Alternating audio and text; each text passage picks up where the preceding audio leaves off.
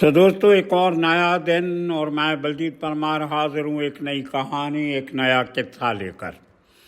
आज आपको बताएंगे कि कैसे तकरीबन पिछले 2 साल से लॉरेंस बिश्नोई गैंग बिल्कुल उसी रास्ते पे चल रहा है जिस रास्ते पे एक समय दाऊद इब्राहिम गैंग चलता था या डी कंपनी चलती थी।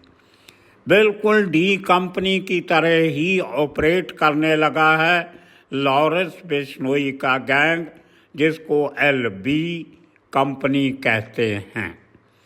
उसी किस्म का काम करने का तरीका हो रहा है और उसी तरीके से विदेशों में बड़ी इन्वेस्टमेंट करके बहुत बड़े लेवल पे बिजनेसेस शुरू करवाए जा रहे हैं अपने लोगों से। जिस तरह दाऊद इब्राहिम के साथी जो ड्रग का धंधा करते थे, वो भले पहले शरद शेट्टी हो बाद में इकबाल मिर्ची हो, उनको उनके ड्रग से कमाए हुए पैसे से जो उन्होंने रियल एस्टेट का, होटल्स का, हॉस्पिटैलिटी इंडस्ट्री का, इन्वेस्टमेंट का बिजनेस शुरू किया, कारखाने लगाए, फैक्ट्रीज लगाई, शेयर बाजार में पैसा लगाना शुरू किया, बिल्कुल उसी तरह अब लॉरेंस बिश्नोई का गैंग करने लगा है। लेकिन इसकी साथ साथ जो दाऊद का क्राइम करने का तरीका था, अपने दुश्मनों से बदला लेने का तरीका था, अपने दुश्मनों को मरवाने का तरीका था, वो बिल्कुल वही तरीका लॉरेंस बिश्नोई बजाते खुद अख्तियार कर रहा है। दाऊद ने अपने भाइयों से कभी कोई कत्ल नहीं करवाए, कोई क्राइम नहीं करवाया। उसका बड़ा भाई मारा गया था पठान गैंग के एक ग्रुप की तरफ से, लेकिन उसके बाद दाऊद के किसी भाई ने डायरेक्टली किसी क्राइम में हिस्सा नहीं लिया, बल्कि वो बहुत समय पे अपनी जान बचाते हुए दुबई भाग जाते।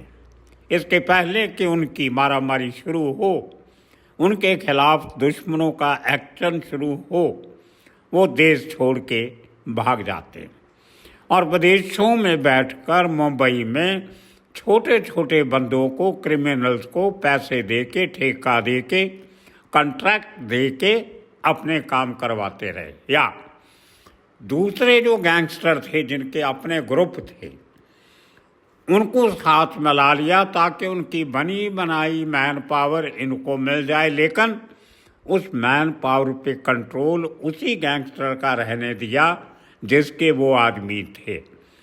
उन सब के सब गैंगस्टर्स को अपने हाथ के नीचे कभी दाऊद ने नहीं लिया। दाऊद के जो अपने आदमी थे, जो सब कंट्रोल करते थे, अनीस एक तरफ, छोटा शकील एक तरफ, इन्होंने आगे गुर्गे रखे हुए थे एक्सटॉर्शन कॉल करने वाले और फरौती का पैसा लेने वाले और जिसने नहीं दिया उनको मारने वाले भाड़े के टट्टू। उनको एक बार पैसा दिया तो सारी उम्र उनको संभालने की ज़रूरत नहीं। जैसे आज छोटा राजन के दर्जनों लोग जेलों में सड़ रहे हैं, उनको कोई पूछने वाला नहीं, जिन लोगों ने एक ज़माने में छोटा राजन के कहने पे काम तो कर दिए। और जब तक छोटा राजन एक्टिव था अंडरवर्ल्ड में, उसने उनको संभाला भी, लेकिन जब बॉस को जेल में चला जाए और बाद में उसके परिवार वाले उसको पूछे नहीं तो वो गैंग नहीं चलता। यही हाल अरुण गवली का हुआ। जब लंबा समय जेल में गया तो उसके जो सैकड़ों उसके जो शूटर थे, काम करने वाले थे, उनमें से आधे तो पुलिस एनकाउंटर में मारे गए और आधे छोड़ छड़ा के घर बैठ के या जेलों में बैठे सड़ रहे हैं, उनको कोई पूछने वाला नहीं। तो दोस्तों, ये बड़ी अजीब कहानी है अंडरवर्ल्ड की। बिल्कुल इसी तरह से लॉरेंस बिश्नोई ने अपने सब नज़दीकी रिश्तेदार बाहर भेज दिए। उसको पता है कि वो अरुण गवली की तरह या छोटा राजन की तरह कभी जेल से बाहर नहीं आ सकता है। तो अब वो क्राइम छोड़ेगा तो क्यों छोड़ेगा? क्राइम ना करके भी उसको जेल में रहना है और क्राइम करके भी जेल में रहना है। अब क्राइम करेगा तो उसको 4 पैसे आते रहेंगे।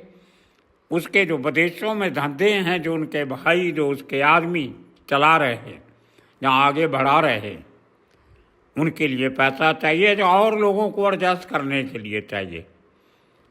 और अब जब लोकल आदमी आप पालते हो, जैसे कहा जाता था आज से 2 साल पहले तक कि लॉरेंस बिश्नोई के पास 700-800 लोगों की आर्मी है, अब वो आर्मी लगती नहीं। क्योंकि अगर आप पिछले 1 साल का काम देखें, उसमें ज़्यादातर काम भाड़े के टट्टुओं से करवाए गए, अपने गैंग के लोग नहीं हैं। उनमें से कभी किसी गैंग का सहारा लिया जाता, कभी किसी का। और शातिर अपराधी एक समय रहा हुआ, अब सुधर गया था, उसका नाम है नादिर शाह। और ये नादिर शाह बहुत अजीब पर्सनैलिटी है। अफ़गानिस्तान से लड़ाई झगड़ों के चलते हुए बहुत सारे लोग हिंदुस्तान आ गए थे शरण लेने के लिए। उनसे बहुत से लोग ऐसा ऐसा लीगली सेटल भी हो गए। पूरी फैमिली इसकी आ गई थी।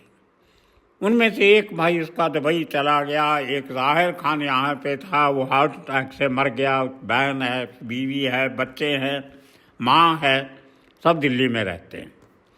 तो इस आदमी ने जिम खोल लिया और दादागिरी शुरू कर दी। और अपने आप को हिफाजत में रखने के लिए, क्योंकि जब पहले इलीगल थे तो पुलिस की मदद चाहिए होती थी और पुलिस का साथ चाहिए होता था, तो एक तरीके से जो पुलिस का खबरी बन जाता है और पुलिस को बदमाश लोगों की खबर करता है और अपने आदमी पाल लेता है। जिम चलाने का मतलब होता है आपके पास हट्टे कट्टे तकड़े बॉडीगार्ड किस्म के लोग रहें और आपकी दादागिरी चलती रहे।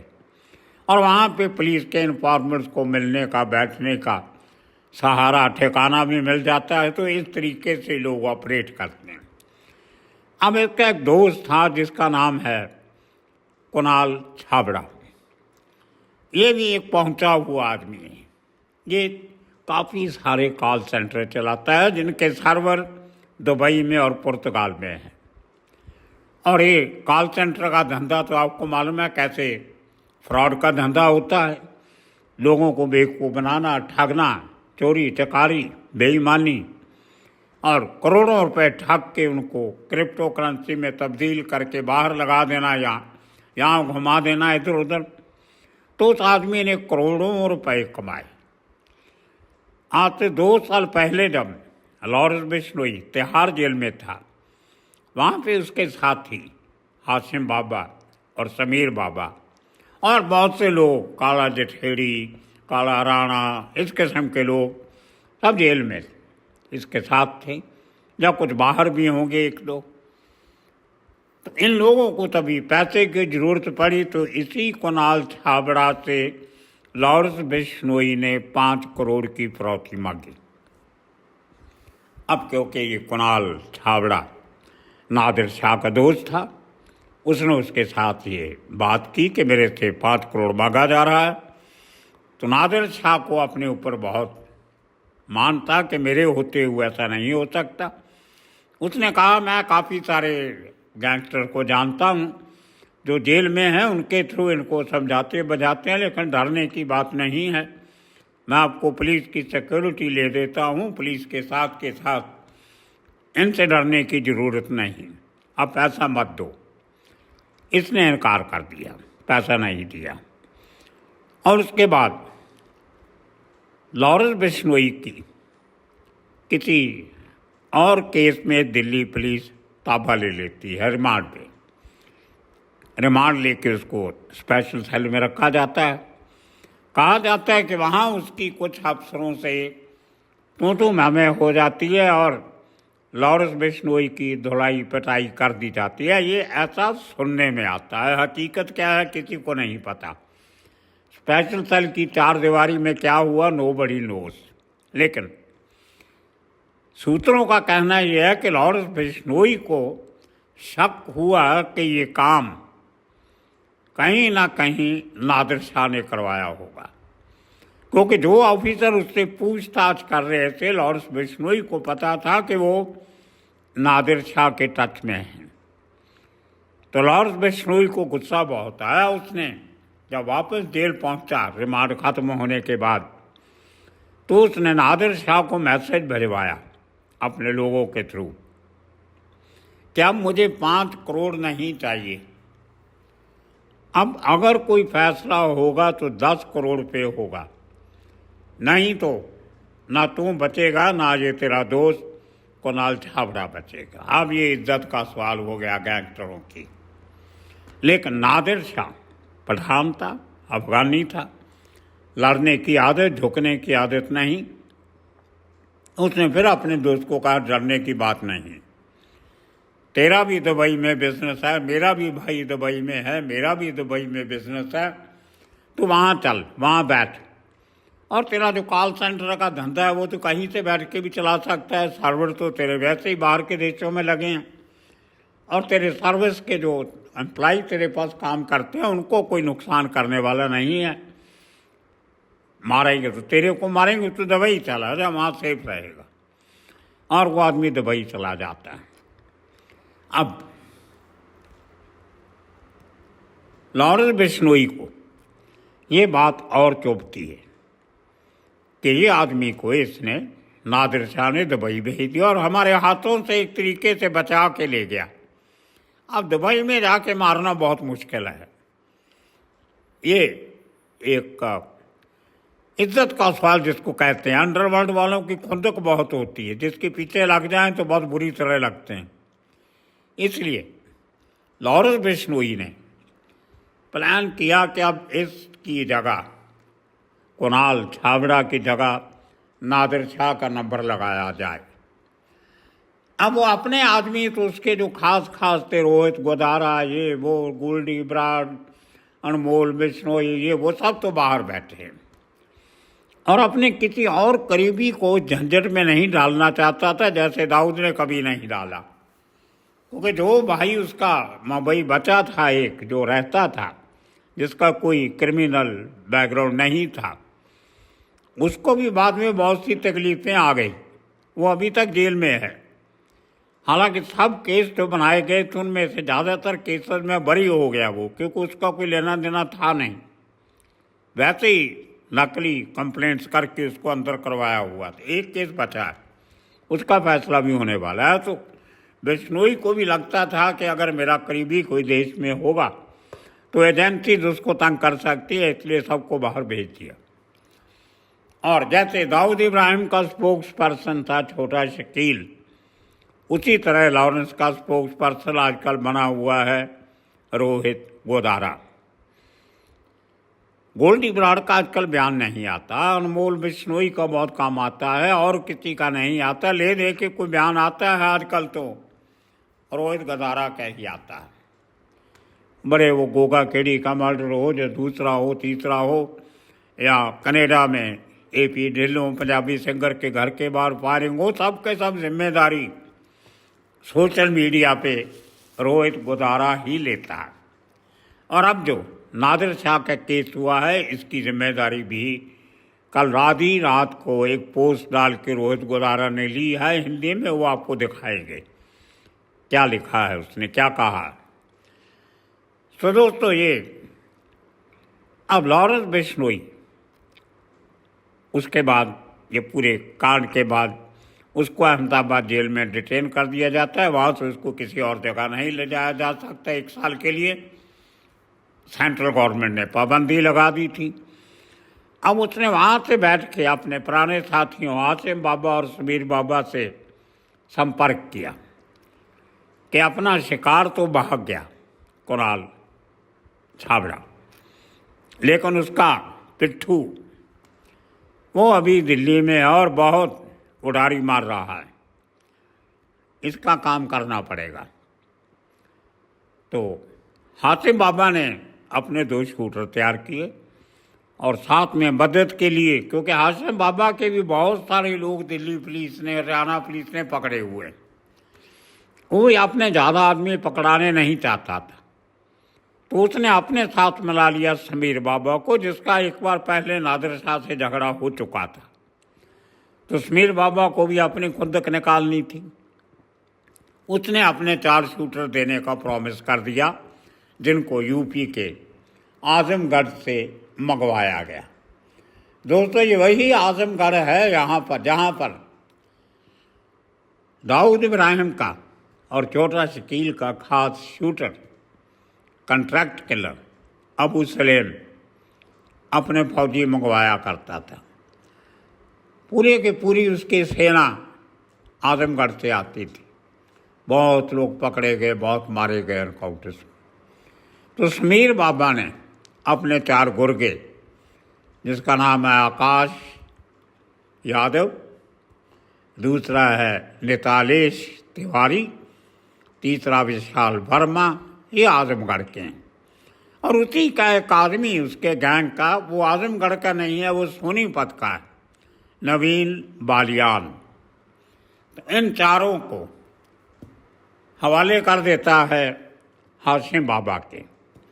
और हाशिम बाबा का आदमी, मोटा भाई, मोटा शूटर, नाम तो उसका कुछ और होगा, थोड़ा फिजिकली तकड़ा है, उसको मोटा कह देते हैं, मोटा के हवाले कर दिया। अब ये चारों ने रैकी की, पूरा काम जो मोटा ने बोला इन्होंने किया। और 2 दिन पहले जब नादिर शाह अपने जिम के बाहर खड़ा था, रात के 10:30 बजे के करीब, एक औरत से बात करते हुए खड़ा था, एक लड़की थी उसके साथ। और ये चारों लोग वहाँ आते हैं, उसके चारों तरफ देखते हैं कि इसके कोई बॉडीगार्ड, कोई इसके यार दोस्त कहीं इधर उधर पैरा तो नहीं दे रहे। और जब वो पूरा माहौल देख के इशारा करते हैं तो मोटा और उसका साथी एक और था, ये दोनों अचानक एक साइड से आते हैं और धार गोलियां चलानी शुरू करता है। मोटा खुद 10 गोलियां चलाता है, जिसमें से 8 गोलियां कहा जाता है कि नादिर शाह को लगी और वो गिर जाता है। उसकी फ्रेंड, जो लड़की वहाँ उसके साथ बातचीत कर रही थी, वो पास में खड़ी एक मर्सिडीज गाड़ी के नीचे घुस जाती, उसको कोई गोली नहीं लगती। अब उसको हॉस्पिटल ले जाया जाता है, जहाँ वो मृत घोषित किया जाता है।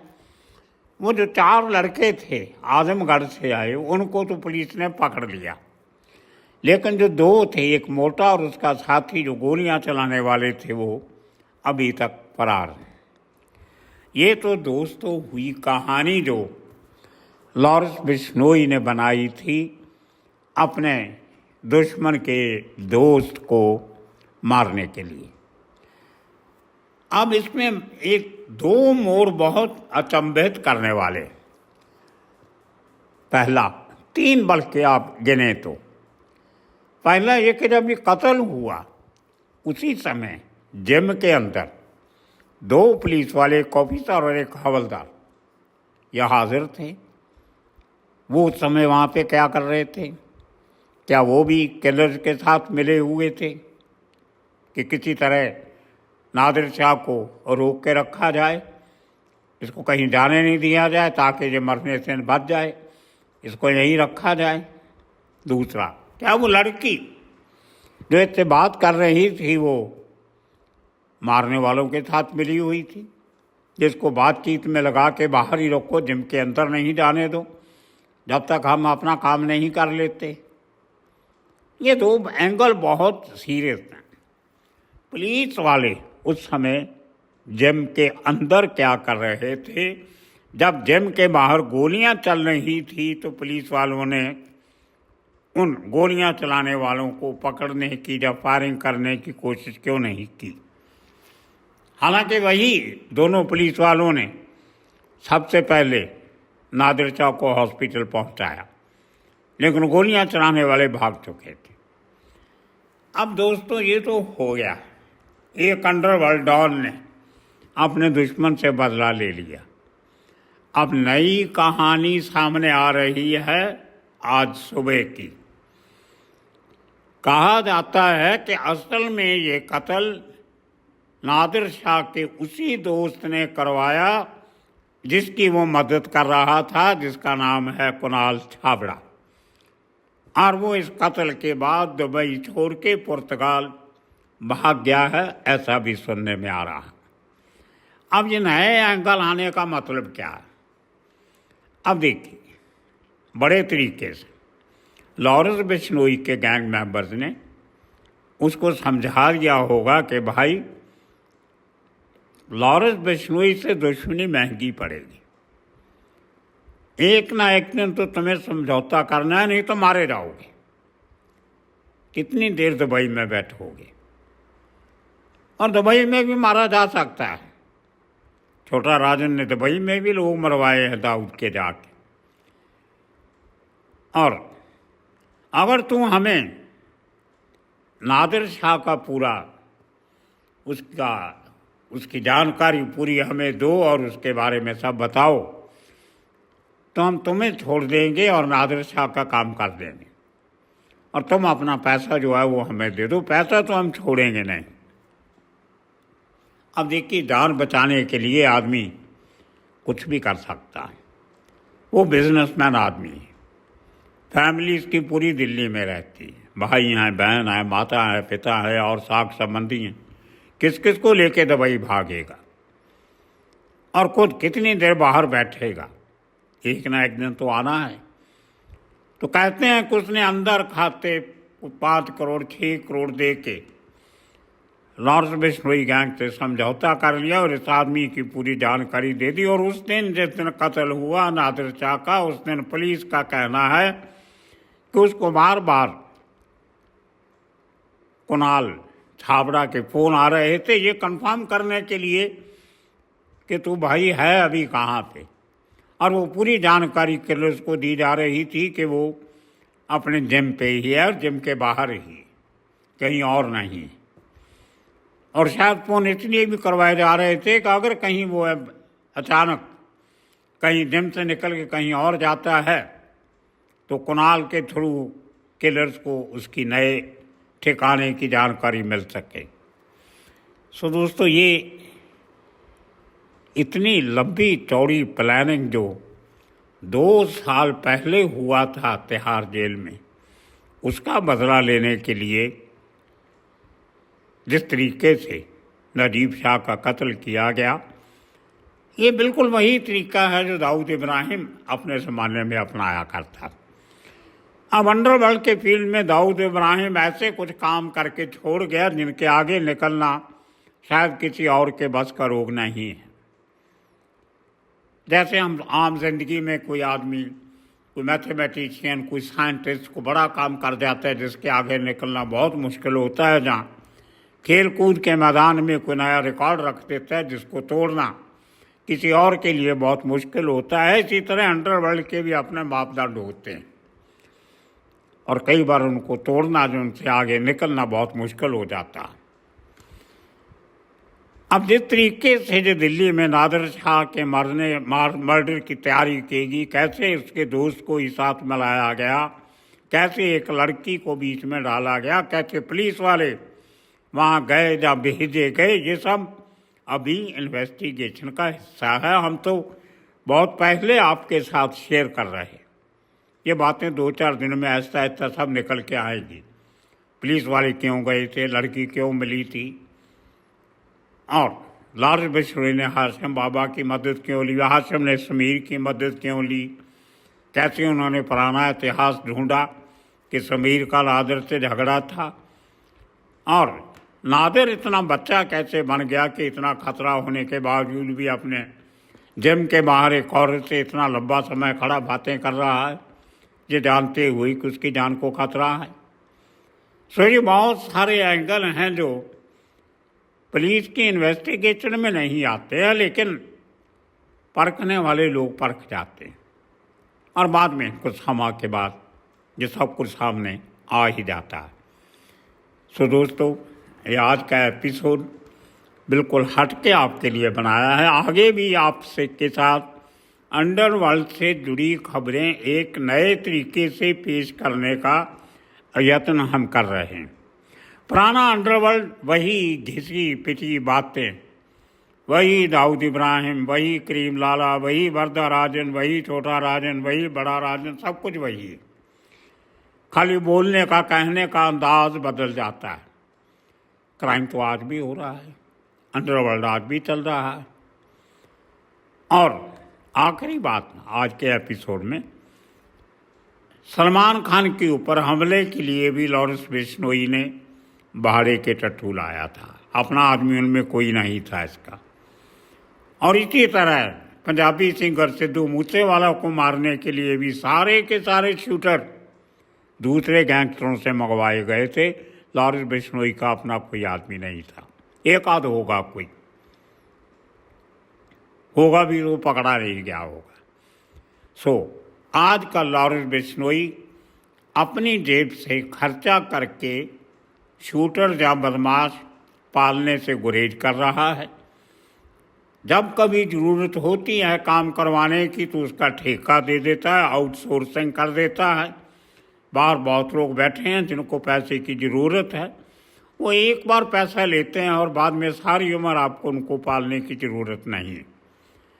ये नए तरीके से जो स्ट्रैटजी लॉरेंस बिश्नोई ने बदली है, ये देखते हैं आगे आगे चल के कैसे डेवलप होती और ऐसे कौन से काम आते हैं। अमेरिका में लॉरेंस का और कनाडा में बहुत बड़ा धंधा चलना शुरू हो गया, जिसमें छोटे छोटे टूर्नामेंट होते हैं। क्लब खोल लिए, वहाँ पे जिम खोल लिए, वहाँ पे गोडाउन ले लिए, ट्रांसपोर्टेशन शुरू कर दिया। बहुत से काम वहाँ चल रहे हैं। कुछ छोटी मोटी फैक्ट्रियाँ भी लग गई हैं। तो सब लोगों को अभी वहाँ पे लीगल धंधों में लगाया जा रहा है। और अब देखना होगा कि ये नया बना साथी इनका कुणाल छाबड़ा, क्या ये टेम्परेरी समझौता लारन से करके अपनी जान बचाने में कामयाब रहेगा? मुझे नहीं लगता। इसको भी नहीं बख्शा जाएगा। आज नहीं तो कल इसको निशाना बनाया जाएगा, जहाँ तक मैं अंडरवर्ल्ड की कारगुजारी को समझता हूँ। दोस्तों, आज के लिए इतना काफ़ी। आने वाले दिनों में फिर इसी किस्म की किस्से कहानियाँ लेके अंडरवर्ल्ड की हाजिर होंगे। तब तक के लिए आप सबका बहुत बहुत शुक्रिया, धन्यवाद।